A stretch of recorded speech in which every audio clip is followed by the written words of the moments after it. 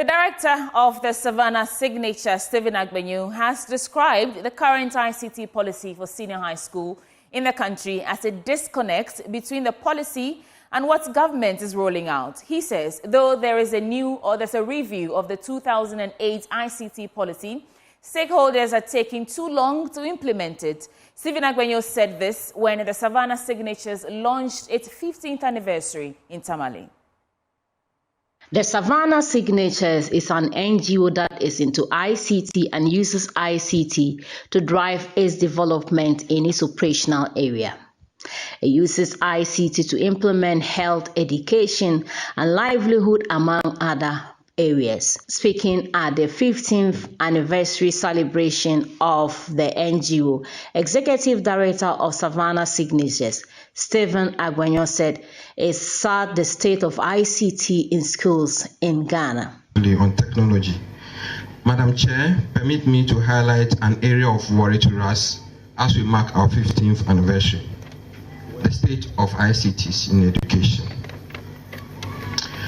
As a pioneer in this area, we are saddened by the current state of ICTs in education. There was an ICTs in education policy.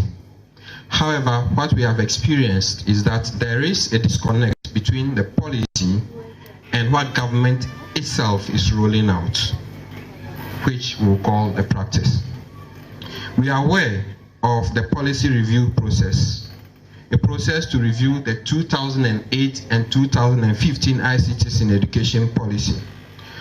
Madam Chair, we are in 2024 in an era of artificial intelligence, and yet we are yet to review 2008 and 2015 policy. We believe that this is taking too long. This review process is taking too long. We therefore call on government to open up on the state of this policy, broaden the consultation, and to ensure that there is no disconnect between the policy and practice. Madam Chair, as we launch our crystal anniversary today, we reflect on how far we have come, and we are thankful to God, to you, our dear board members, both past and present. The board chairman of Savana Signatures, Dr. Van Treve, called for more attention in the area of environment. We have majored in 3 areas: education, health, livelihoods. Now, there is a sector that is almost always forgotten, and we all feel the impact anyway. Sometimes escapes our notice: environment and climate change. I'm sure some 20 years ago, the temperature in Tamale, those of you who have been here will testify that it was lower than this.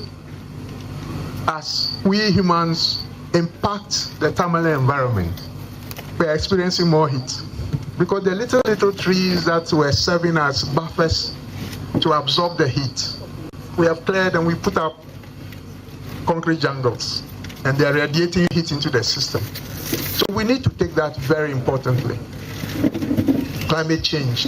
National Professional Officer UNESCO, Prosper Kwesi Nyavu, talked about some of the impact NGOs like Savana Signatures have done in the development space.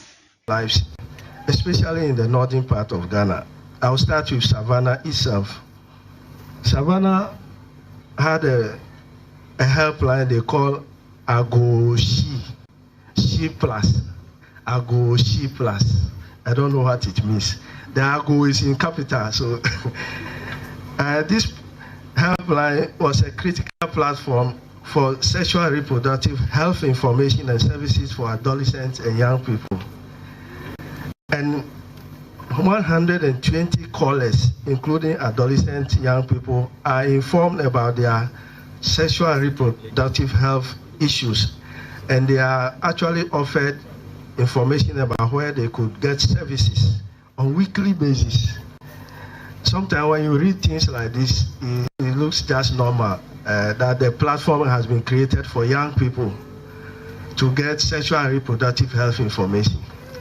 It doesn't touch you so much. But if you are in development work and you reflect on the impact such a helpline can give to young people, maybe a lady who is pregnant and doesn't know what to do with the pregnancy, contemplating abortion. A helpline like this can save the life of that girl